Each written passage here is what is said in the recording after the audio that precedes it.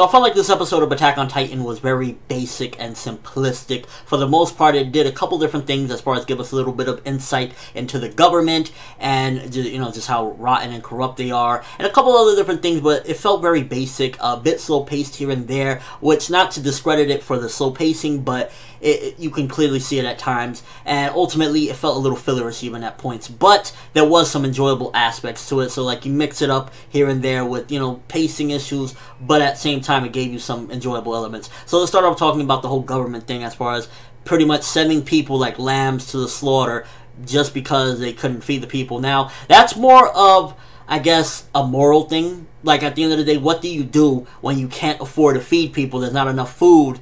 Do you...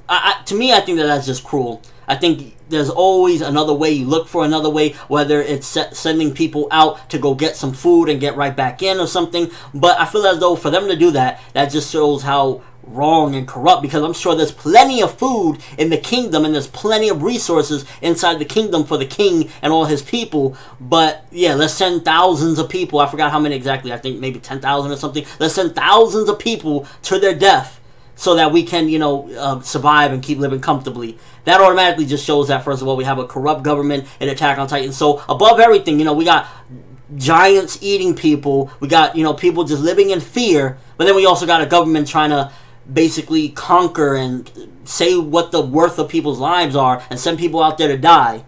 Very wrong.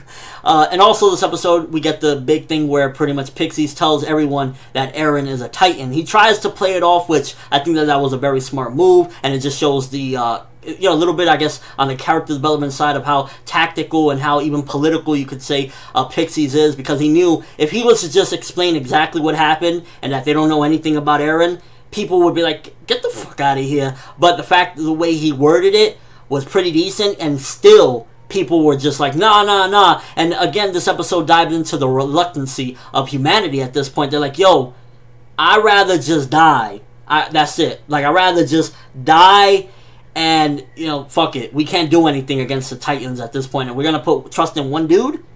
So, you know, you get humanity's doubts as well. So it dives into a couple different issues as far as, like, humanity goes, and, like, do you trust? And it really feels real. Like, this feels like real-world stuff, like how people would really react. Like, yo, do I put my trust in one dude that apparently can do all these amazing things? Or do I just, you know, say, whatever, I got a few more hours, let me just go be with my family? And that's one of the things that I like about Attack on Titan in general. This always happens. You get these real-world feelings. Instead of it being like, you know, sometimes it doesn't work for me personally. Sometimes I just feel like it goes a little bit too realistic to the point where it just gets a little flat. But with this one, it's like, people are going to feel like that. Like, yo, I'm not dealing with that. I'm not going to die just because somebody thinks that it's legit. Yeah, go die. No. And the way they handled that was pretty interesting as well. But overall, a lot of the running, when Eren is like running towards, you know, the rock and stuff like that, felt a little bit fillerish. That one particular character with the glasses, I don't even remember the person's name, but didn't really, I don't know, interest me at all. It was just, a lot of the stuff felt like it was taking up time. And I also wanted to mention, most of the episode had amazing animation, especially like when they're zipping around with the 3D gear and whatnot. Beautiful animation. But there was one particular part in the beginning of the episode which I got to critique, that it felt as though they rushed the beginning, where Armin and Mikasa and Eren are talking. The character models look very flat and didn't have a lot of detail in there. So I just hope that this isn't because they're trying to rush things and get things out at a timely manner and an early time. That's one of the things that I'm just having a little bit of a fear of. But overall, animation for the most part was solid. It wasn't a completely solid package, because the beginning, the conversations between the three of them, they looked very flat and they weren't even moving around, and there was a very big lack of detail on the characters. But aside from that, everything, you know, backgrounds, everything looked beautiful. And overall, this episode, again, very simplistic. It gave you some elements to, you know, show humanity and the government, and just a little more backstory as far as like this whole world in general. But that's pretty much the extent of it, and a lot of the times, again, it felt a little bit slow-paced, and even I felt a little bored here and there, I'm going to be honest with you guys. But that ending, Attack on Titan knows how to leave you wanting more. Eren pretty much turning into the Titan and losing control. Now, is this because he was just angry? Is this on some like Dragon Ball Z Uzaru? He can't control himself when he's in that state? What do you guys think about that whole thing? I think that it was brilliant to end it like that, because it gave you, like, I've always said this, a good story or a great story always leaves you wanting more. So the episode, while overall as a whole, it wasn't the greatest thing in the world, definitely not one of my favorites, it did a good job as far as leaving you like, yo, I can't wait for next week.